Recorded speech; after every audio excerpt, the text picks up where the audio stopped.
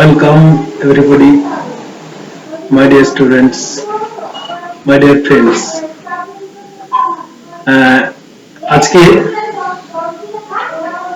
Class 9 এর যে physical science second unit syllabus থেকে আমি সেকেন্ড ইউনিট সিলেবাসে যা আছে সেই বিষয়ে আলোচনা করব।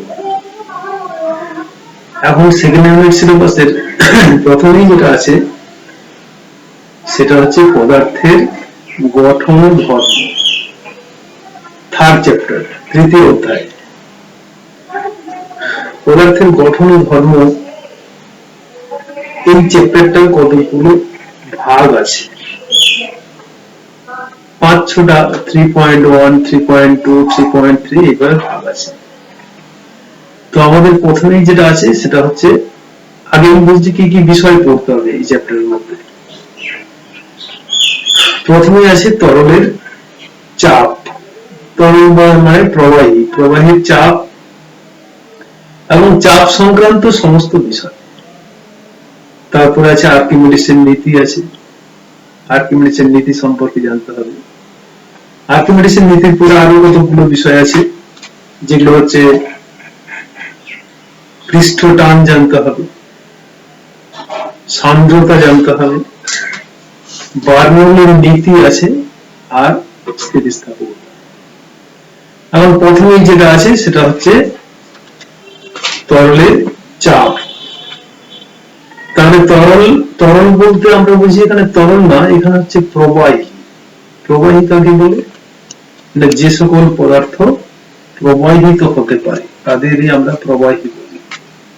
অর্থাৎ উচ্চ চাপ থেকে নিম্ন চাপের দিকে প্রবাহিত হতে পারে যে সকল তরল, তাকেই প্রবাহী বলা হয়। তো উচ্চ চাপ থেকে নিম্ন চাপের দিকে প্রবাহিত হয়, এই জন্য তরল এবং গ্যাসীয় এই দুটো পদার্থ প্রবাহিত হতে পারে বলেই এদের আমরা প্রবাহী বলি। তাহলে তরলের চাপ, প্রবাহীর চাপ কাকে বলি? চাপ বলতে আমরা বুঝি যে একক ক্ষেত্রফলে প্রবাহী লম্বভাবে যে বল প্রয়োগ করে তাকেই বলা হয় প্রবাহীর চাপ। তরলের চাপ হতে পারে, বায়ুর চাপ হতে পারে। এখানে চাপের সঙ্গে ঘাত আছে, তো চাপ এবং ঘাতের মধ্যে একটা সম্পর্ক আছে এবং চাপ ও ঘাতের মধ্যে পার্থক্য আছে।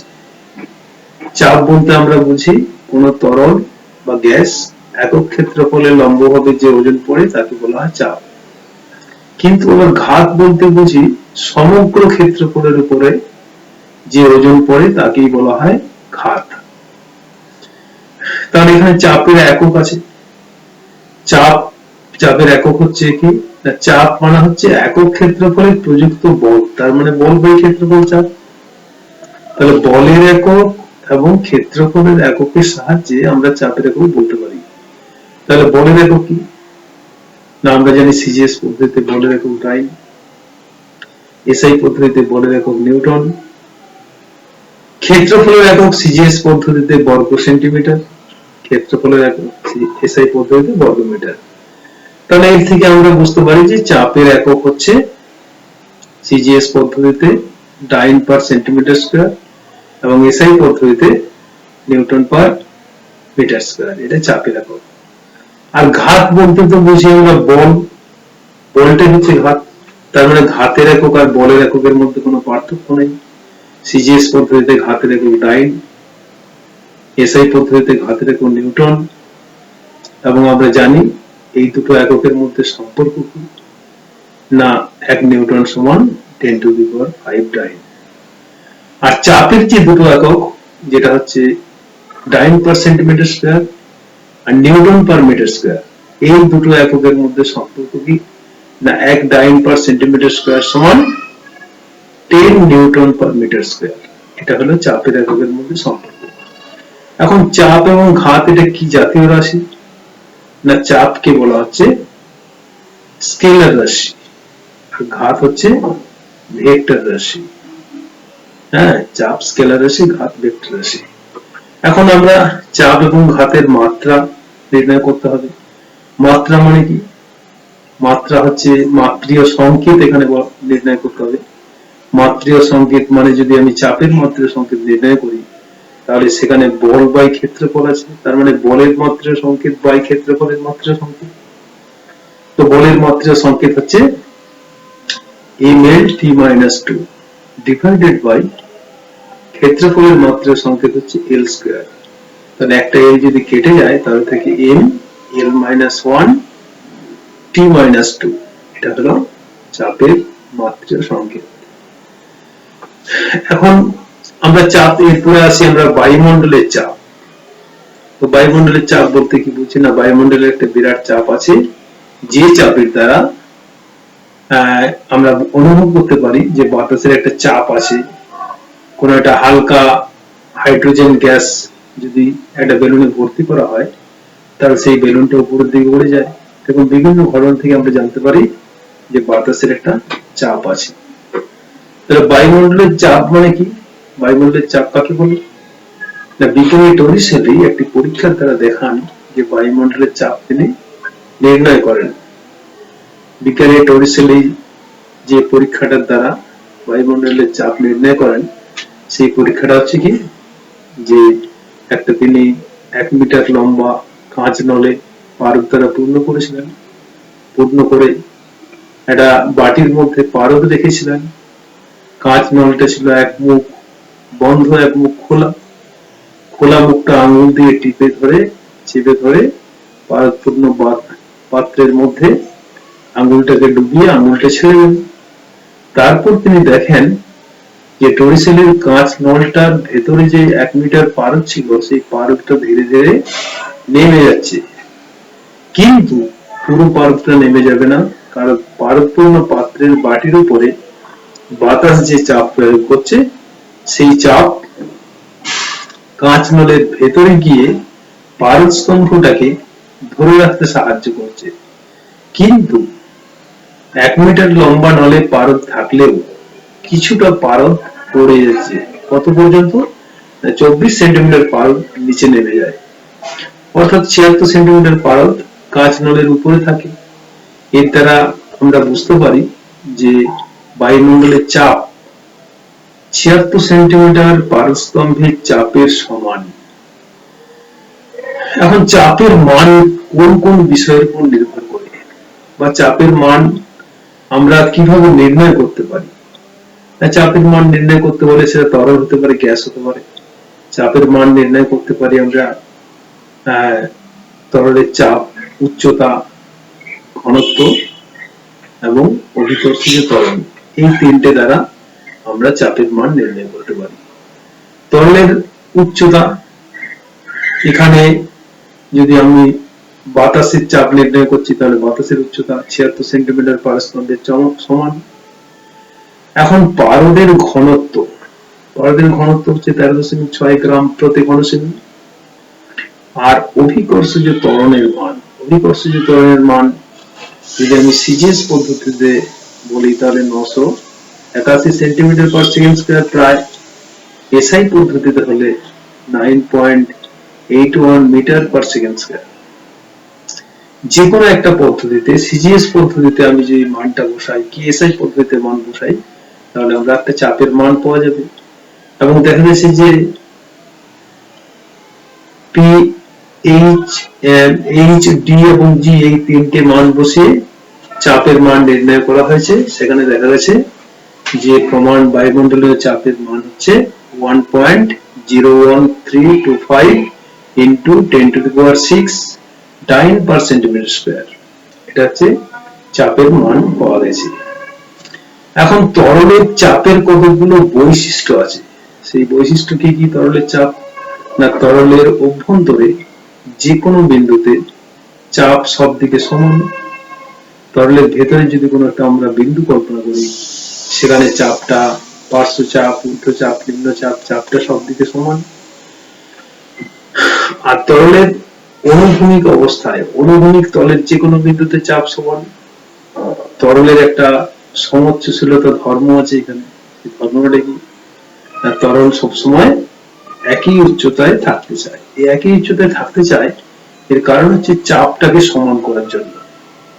আমরা যদি দেখি যে একটা জল উপর দিকে নিচের দিকে গড়িয়ে চলে কেন, কারণ উপর তুলনায় নিচের দিকে চাপটা বেশি, এই জন্য তলটা যাতে একই তলে থাকতে চায়, এই জন্য জল উপর থেকে নিচের দিকে গড়িয়ে চলে। এইভাবে তরলের চাপ আমরা তরলের চাপ থেকে আমরা সমোচ্চশীলতার ফর্মের ধারণা করতে পারি। হ্যাঁ, তাহলে বায়ুমণ্ডলের প্রমাণ চাপের মান নির্ণয় করা হলো। এবারে যে যন্ত্রের দ্বারা এই প্রমাণ চাপ বায়ুমণ্ডলের চাপ নির্ণয় করা হয় তাকে বলা হয় ব্যারোমিটার। ব্যারোমিটারের দ্বারা বায়ুমণ্ডলের চাপ নির্ণয় করতে পারি আমরা। হ্যাঁ, ব্যারোমিটারে পারদ ব্যবহার করা হয়। এর কতগুলো সুবিধা আছে। পারদের ঘনত্ব বেশি, পারদের ঘনত্ব জলের ঘনত্বের তুলনায় অনেক বেশি, যার জন্য 1 মিটার লম্বা একটা নল নিয়েই আমরা বায়ুর চাপ নির্ণয় করতে পারি। অর্থাৎ যদি আমি ব্যারোমিটারটাকে পারদের পরিবর্তে জল দ্বারা পূর্ণ করি তাহলে দেখা যাবে এর 76 সেন্টিমিটার, মানে হচ্ছে 10.336 মিটার। এই জন্য ব্যারোমিটারে পারদ ব্যবহার করা হয়। পারদ স্বচ্ছ, কাঁচের গায়ে লেগে থাকে না, এই জন্য পারদ ব্যবহার করা হয়। পারদের হিমাঙ্ক -39 ডিগ্রি সেন্টিগ্রেড, আর পারদের স্ফুটনাঙ্ক 357 ডিগ্রি সেন্টিগ্রেড। এইসব কারণে ব্যারোমিটারে পারদ ব্যবহার করা হয়। এরপর আসি আর্কিমিডিসের নীতি। আর্কিমিডিসের নীতি থেকে আমাদের প্রথমে জানতে হবে প্লবতা। তাহলে প্লবতা কাকে বলে?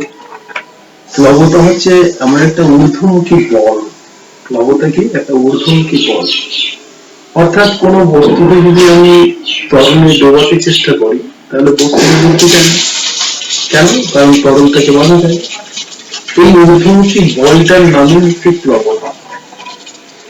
এটা তরলের ক্ষেত্রে এবং গ্যাসের ক্ষেত্রে প্রযোজ্য। এই প্লবতার কতগুলো বৈশিষ্ট্য আছে, সেই বৈশিষ্ট্যগুলো কি কি? যেমন ধরো, প্লবতা নিমজ্জিত অংশের আয়তনের উপর নির্ভর করে। নিমজ্জিত অংশের আয়তনটা বেড়ে গেলে প্লবতা বেড়ে যাবে। অর্থাৎ একটা ছোট যদি আমি ক্রিকেট বল জলে ডোবাই সহজে ডুবে যাবে, কিন্তু একটা বড় ফুটবল ডুবতে চাইবে না। অর্থাৎ এর দ্বারা আমরা বুঝতে পারি যে প্লবতা নিমজ্জিত অংশের আয়তনের উপর নির্ভর করে। দ্বিতীয়ত, প্লবতা তরলের ঘনত্বের উপর নির্ভর করে। তার মানে ঘনত্ব যত বেশি হবে তরলের প্লবতা তত বেশি হবে, ঘনত্ব কম হলে প্লবতা কম হবে। এখন যদি আমরা একটা পাত্রে জল নিই, একটা পাত্রে যদি কেরোসিন তেল নিই, তবে এখানে নিশ্চয়ই জলের তুলনায় কেরোসিন তেলের ঘনত্বটা কম। এবং তারপর যদি একটা ফুটবল ডোবানোর চেষ্টা করি তাহলে দেখা যাবে জলের মধ্যে ফুটবলটা ডোবাতে গেলে বেশি বল প্রয়োগ করতে হবে তুলনায় কেরোসিন তেলের মধ্যে ডোবানোর চেয়ে। হ্যাঁ, এর দ্বারা আমরা বুঝতে পারি তরলের ঘনত্ব বাড়লে প্লবতা বাড়ে। আবার প্লবতা অভিকর্ষজ ত্বরণের উপরও নির্ভর করে। অর্থাৎ অভিকর্ষজ ত্বরণের মান মানে কি? কোনো বস্তু পৃথিবীর কেন্দ্রের দ্বারা একটা বলে টানে, অর্থাৎ একটা বস্তু যদি উপর থেকে ফেলে দেওয়া হয়, বস্তুটি যে বেগে বা যে ত্বরণ নিয়ে নিচে পড়ে তাকেই বলা হয় অভিকর্ষজ ত্বরণ। তাহলে অভিকর্ষজ ত্বরণের মানের উপরও প্লবতা নির্ভর করে। প্লবতা এই বিষয়গুলোর উপর নির্ভর করে। আর প্লবতার তাহলে বৈশিষ্ট্য হলো। এখন আর্কিমিডিসের নীতি এখান থেকে এসেছে। বিজ্ঞানী আর্কিমিডিস কি বলেছিলেন? যে কোনো বস্তুকে স্থির তরলে বা বায়বীয় পদার্থে সম্পূর্ণ বা আংশিক নিমজ্জিত করলে বস্তুটির ওজনের আপাত হ্রাস হয়। এই আপাত হ্রাস বস্তু যে আয়তনের তরল বা বায়বীয় পদার্থ নিমজ্জিত করে তার ওজনের সমান। এটা হলো আর্কিমিডিসের নীতি। এখন হচ্ছে, তার মানে এখানে এই প্লবতা থেকে আমরা একটা বিষয় আসতে পারি যে ভাসন এবং নিমজ্জন, একটা বস্তু কখন তরলের মধ্যে ডুবে যাবে বা কখন তরলের উপরে ভাসবে এটার উপরে নির্ভর করছে। দেখা যাচ্ছে প্লবতা, এখানে দুটো বিষয়, এটা প্লবতা, এটা বস্তুর ওজন। কারণ প্লবতা যদি বেশি হয় তার মানে তরলটা যদি বস্তুর উপরে বেশি বল প্রয়োগ করে, বস্তুর ওজন কি করবে? বস্তুটাকে তরলের মধ্যে ডোবাতে চাইবে। প্লবতা কি করবে? ডুবতে বাধা দেবে। তাহলে বস্তুর ওজন এবং প্লবতা এই দুটো যদি পরস্পর সমান হয়ে যায় তখন নিশ্চয়ই বস্তুটি তরলের মধ্যে ডুবে ভাসবে। এখন যদি প্লবতাটা যদি বেশি হয় বস্তুর ওজনের থেকে, অর্থাৎ জলের বাধাটা বা প্রবাহের বাধাটা বেশি, তখন বস্তুটা সহজে ডুবতে চাইবে না। তার মানে প্লবতার মানটা যদি বেশি হয় বস্তুর ওজনের থেকে, তার মানে বস্তুটি তখন তরলের উপরে ভাসবে। এখন যদি প্লবতার মান কমে যায় বস্তুর ওজনের চেয়ে, বস্তুর ওজনটা বেশি প্লবতা কম, তখন বস্তুটি তরলের মধ্যে ডুবে যাবে। এ হচ্ছে যে প্লবতার বিষয়, যেখানে বস্তুটা কখন তরলের মধ্যে ডুববে বা কখন ভাসবে বা কখন ডুবে ডুবে ভাসবে তার কতগুলো শর্ত হলো।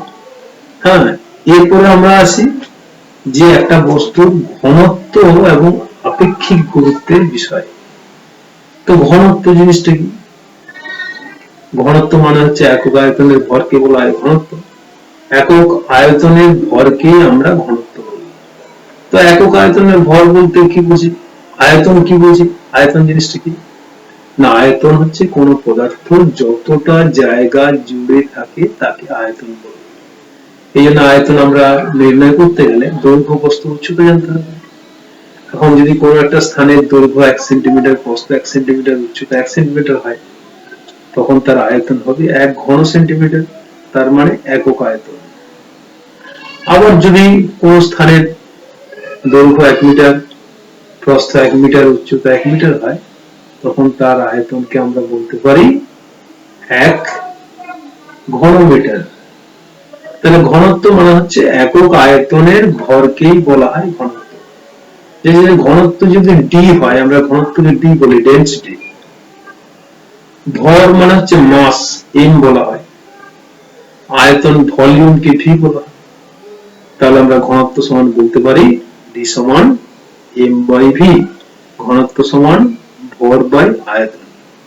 তাহলে ঘনত্বের একক আমরা কিভাবে বার করতে পারবো? ঘনত্বের একক বার করতে গেলে, নির্ণয় করতে গেলে আমাদের জানতে হবে ভরের একক আর আয়তনের একক। এই দুটো একক জানলেই তো ঘনত্বের একক পাওয়া যাবে। এখন সিজিএস পদ্ধতিতে ভরের একককে আমরা গ্রাম বলি, সিজিএস পদ্ধতিতে আয়তনের একককে আমরা বুঝি ঘন সেন্টিমিটার। তার মানে ঘনত্বের সিজিএস একক পাওয়া গেল গ্রাম প্রতি ঘন সেমি। একইভাবে এসআই পদ্ধতিতে ঘনত্বের একক কি হবে? না, এসআই পদ্ধতিতে আমরা ঘনত্বের একক, ভরের একক কিলোগ্রাম, আয়তনের একক হচ্ছে ঘনমিটার। তাহলে এসআই পদ্ধতিতে ঘনত্বের একক হচ্ছে কিলোগ্রাম প্রতি ঘনমিটার। আমরা যে কোনো জিনিসের মাত্রীয় সংকেত নির্ণয় করতে গেলে মাত্রীয় সংকেত অনেক সময় অনেকে মুখস্থ করে, এর মাত্রীয় সংকেত এই, তার মাত্রীয় সংকেত এই, কিন্তু মুখস্থ তো ব্যাপারটা না।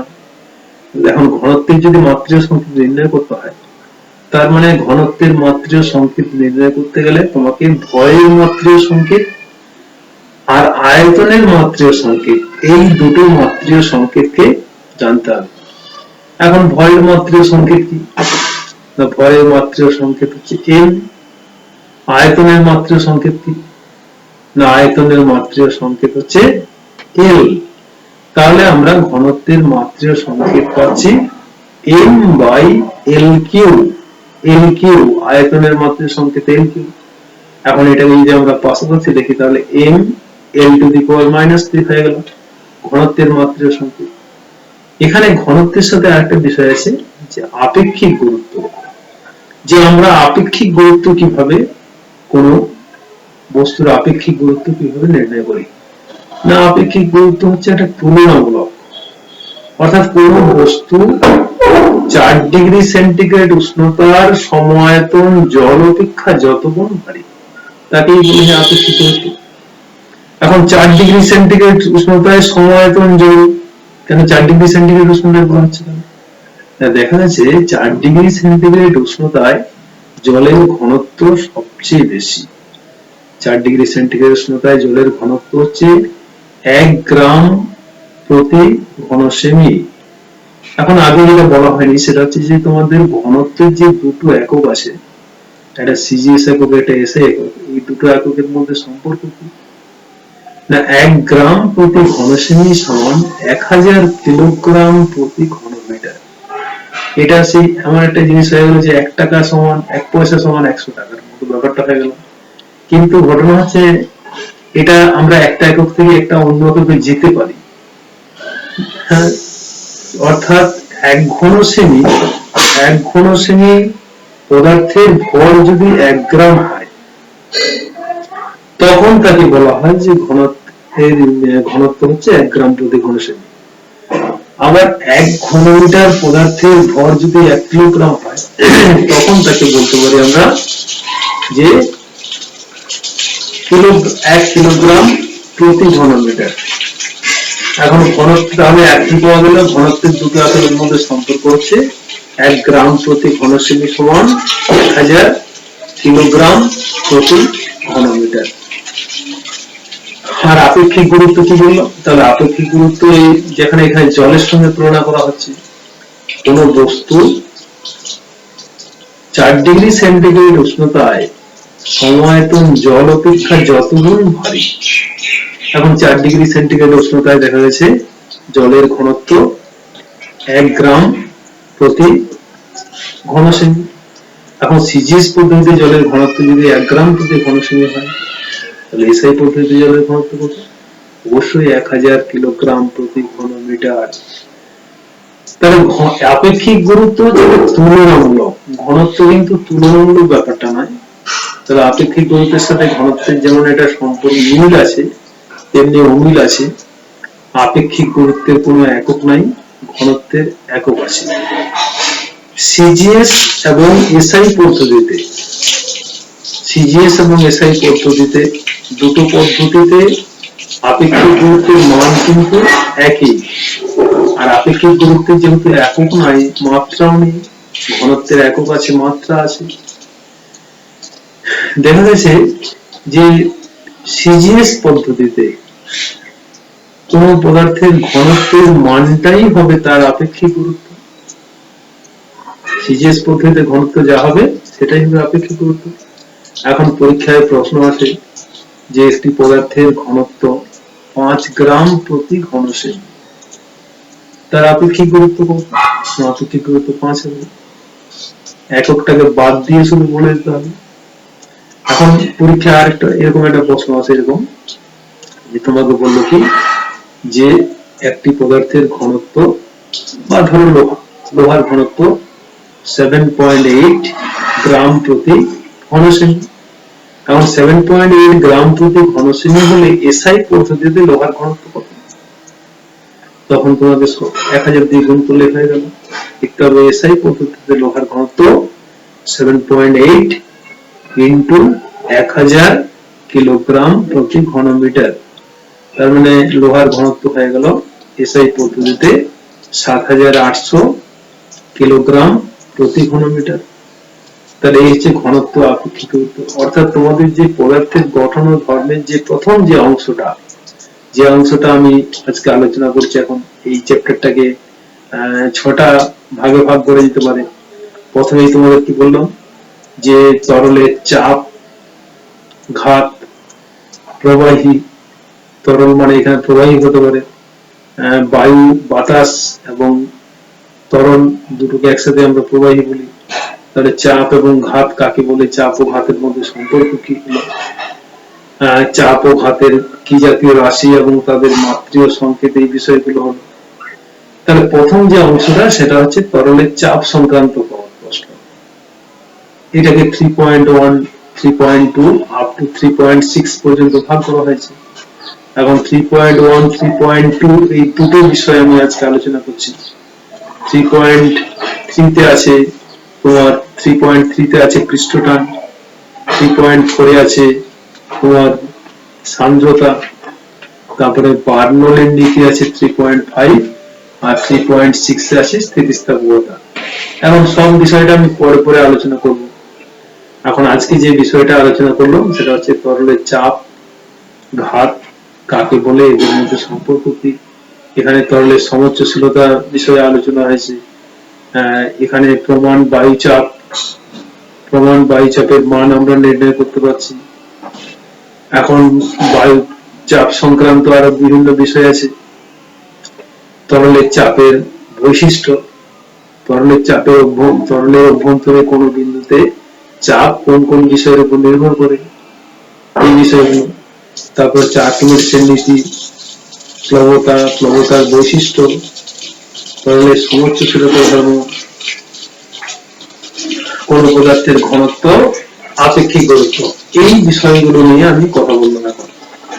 এর মধ্যে এই বিষয়গুলো তাহলে কি কি মনে রাখতে হবে তোমরা বুঝতে পেরেছো কি কি বললাম আমি আবার বলছি, যেগুলো এই প্রথম যে পোর্শনটা বললাম আজকে, এখানে কোন বিষয়গুলো বেশি করে মনে রাখতে হবে না, চাপ এবং ঘাত কাকে বলে, চাপ ও ঘাতের মধ্যে সম্পর্ক কি, চাপ ও ঘাতের এককগুলো কি, চাপ ও ঘাতের কি জাতীয় রাশি, এই সব বিষয়গুলো। এখানে আর্কিমিডিসের নীতি বলবে, প্লবতা কাকে বলে, প্লবতার বৈশিষ্ট্য। আরেকটা জিনিস যেখানে আমার মিস হয়ে গেছে, এটা হচ্ছে সাইফন। এখানে সাইফন বলে একটা জিনিস আছে। সাইফন কি না, সাইফন হচ্ছে এমন একটা ব্যবস্থা, যে ব্যবস্থার মাধ্যমে আমরা কোন তরলকে উঁচু স্থান থেকে নিচু স্থানে স্থানান্তরিত করতে পারি। এই যে বড় বড় ব্যারেল থেকে যে তেল একটা পাইপ লাগিয়ে ট্রান্সফার করা হয়, একটা বড় ব্যারেল থেকে ছোট পাত্রে তেল ট্রান্সফার করা হয়, স্থানান্তরিত করা হয়, এটা হচ্ছে সাইফন। তাহলে এই সাইফন জিনিসটা, সাইফন ক্রিয়াটা বায়ুচাপের সাহায্যে হয়, অর্থাৎ নলের মধ্যে দিয়ে তরলটা গেলেও সেখানে বায়ুচাপটা দরকার, বায়ুচাপ ছাড়া সাইফন কাজ করবে না। তাহলে সাইফন ক্রিয়ার প্রথম এবং প্রধান শর্ত হচ্ছে বায়ুচাপ। আবার যে পাত্র থেকে তরলটাকে স্থানান্তরিত করবে সেই পাত্রটাকে কিন্তু উঁচু স্থানে থাকতে হবে, নিচু স্থানে থাকলে হবে না। আর যে নল দ্বারা তরলটাকে স্থানান্তরিত করবে সেই নলের মধ্যে কোনো ছিদ্র থাকলে হবে না, অর্থাৎ সেটার মধ্যে দিয়ে বাতাস চলে যাবে। অর্থাৎ সাইফন যে নলটা ব্যবহার করা হয়, এই নলটাকে পুরো বায়ু শূন্য করতে হবে, বায়ু শূন্য করে প্রথমে তরল দ্বারাকে পূর্ণ করতে হবে, এটা হচ্ছে সাইফন। সাইফনের তাহলে সাইফন হচ্ছে এমন একটা ব্যবস্থা, যে ব্যবস্থার দ্বারা কোন উঁচু স্থানে থাকা তরলকে নিচু স্থানে স্থানান্তরিত করা হয় বায়ুচাপের সাহায্যে। আর সাইফন ক্রিয়ার দুটো শর্ত, প্রধান শর্ত দুটো, একটা হচ্ছে বায়ুচাপ থাকতে হবে, আর একটা হচ্ছে যেখান থেকে তরলটা ট্রান্সফার করতে হবে সেই জায়গাটা উঁচু স্থানে থাকতে হবে। আর সাইফনের ব্যবহার আমরা তো জানি, সাইফনের ব্যবহার বললাম, বড় বড় ব্যারেল থেকে তেল ট্রান্সফার করা হয় ছোট পাত্রে, এটা হচ্ছে সাইফনের ব্যবহার। আর বাথরুমের স্বয়ংক্রিয় ফ্ল্যাশেও সাইফন ব্যবহার করা হয়, এটা হচ্ছে সাইফনের ব্যবহার হলো। এখানে এই বিষয়গুলো হচ্ছে আলোচনা করা হলো আজকে। আমি পরে পরে আবার পরের যে অংশটা সেই অংশে যাবো পরে, কিন্তু এখন যেটা আমি আবার তোমাদের আমি সংক্ষেপে আবার বলে দিচ্ছি যে মনে রাখার বিষয়গুলো, কোনগুলো বিষয়ের উপরে খুব জোর দিতে হবে সেই বিষয়গুলো। আর্কিমিডিসের নীতিটা কি, প্লবতা কি, ধাতন ও নিমজ্জনের শর্ত, প্লবতার বৈশিষ্ট্য, প্রমাণ বায়ুমণ্ডলীয় চাপের মানটা আমরা কিভাবে নির্ণয় করতে পারি। আর তোমাকে হয়তো দিয়ে দিল তোমাকে চাপের মান নির্ণয় করো, 10 মিটার গভীরে জলের চাপ কত, এটা একটা অঙ্ক। তাহলে আমরা জানি চাপ সমান উচ্চতা ইন্টু ঘনত্ব ইন্টু অতিকর্ষীয় ত্বরণ, তাহলে সেখানে মানগুলো বসিয়ে দিলে তুমি 10 মিটার গভীরে জলের চাপ পেয়ে যাবে। যেভাবে আমরা বায়ুমণ্ডলের চাপ নির্ণয় করলাম সেইভাবে জলের চাপ পেয়ে যাবে। তাহলে P সমান H dG, H into D into G, খুব ভেরি ভেরি ইম্পর্টেন্ট জিনিস, যে চাপ সমান উচ্চতা ইন্টু ঘনত্ব ইন্টু অতিকর্ষীয় ত্বরণ, এই সূত্রের সাহায্যে আমরা চাপ নির্ণয় করতে পারি। আর এখানে তোমার অঙ্ক কি থাকতে পারে, যেমন ধরো একটা বস্তুর ভর দেওয়া আছে, আয়তন দেওয়া আছে, তাহলে ঘনত্ব কত, তো তোমরা অটোমেটিক্যালি কি ওই সূত্র প্রয়োগ করবে যে পদার্থের ঘনত্ব সমান ভর বাই আয়তন। তার মানে ভরকে আয়তন দিয়ে ভাগ করতে হবে। ভর যদি জানা থাকে, আমরা আয়তন যদি জানা থাকে, D is equal to M by V, তাহলে এখানে একটা সূত্র পেলাম D is equal to M by V। এই একটা জিনিস পেলাম এখানে, ওখানে পেলাম P সমান H into D into G। এই দুটো সূত্রের সাহায্যে পরীক্ষায় ছোট ছোট অঙ্ক থাকে, ভর দেওয়া আছে, আয়তন দেওয়া আছে, ঘনত্ব কত, তো ঘনত্ব সমান ভরের মানটা বসাবে, ডিভাইড বাই আয়তনের মান বসিয়ে ঘনত্ব পাওয়া যাবে, হয়ে গেল। আর যেটা পরীক্ষায় যেটা আমি বললাম যে সিজিএস এবং এসআই এককের ঘনত্বের মধ্যে সম্পর্ক থেকে পরীক্ষায় আসে। যেমন এর আগে অনেক জায়গায় দেখা গেছে যে তোমাকে বললো যে লোহার ঘনত্ব 7.8 গ্রাম প্রতি ঘন সেমি হলে এসআই এককে কত, সিজিএস এককে লোহার ঘনত্ব 7.8 গ্রাম প্রতি ঘন সেমি হলে এসআই এককে কত, তখন সিজিএস এককে যদি ঘনত্ব দেওয়া থাকে তাকে 1000 দিয়ে গুণ করবে, 7.8 ইন্টু 1000 মানে হচ্ছে 7800 হয়ে গেল। এখন সিজিএস এককটাকে এসআই এককে ট্রান্সফার হয়ে গেছে, তার মানে 7800 কিলোগ্রাম প্রতি ঘনমিটার। সেরকম তোমাকে যদি এসআই এককে দেওয়া থাকে ঘনত্ব, তোমাকে সিজিএস এবং ঘনত্ব লিখতে বললো, তখন তোমাকে 1000 দিয়ে ভাগ করতে হবে। আর আগেই বললাম তো ঘনত্বের সঙ্গে আপেক্ষিক গুরুত্বের সম্পর্কটা বললাম, যে তোমার ঘনত্ব দেওয়া আছে, আপেক্ষিক গুরুত্বের মান কত, তুমি প্রথম তোমার দেখা কাজ কি না ঘনত্ব যেটা দেওয়া আছে সেটা কোন পদ্ধতিতে দেওয়া আছে। যদি সিজিএস পদ্ধতিতে দেওয়া থাকে তাহলে ওই সাংখ্য মানটা সমান হবে, এককটা লেখা চলবে না, সাংখ্য মানটা লিখে দেবে, ঘনত্ব যা আপেক্ষিক গুরুত্ব তাই। কিন্তু এসআই পদ্ধতিতে যদি ঘনত্ব দেওয়া থাকে তখন ওই সাংখ্য মানটাকে 1000 দিয়ে ভাগ করবে। যেমন ধরো বললো একটি পদার্থের ঘনত্ব 5500 কিলোগ্রাম প্রতি ঘনমিটার, পদার্থটির আপেক্ষিক গুরুত্ব কত, তখন তোমাকে লিখতে হবে 5500 কে 1000 দিয়ে ভাগ করতে হবে, তার মানে 5.5 হয়ে যাবে, তার মানে আপেক্ষিক গুরুত্ব হয়ে গেল 5.5।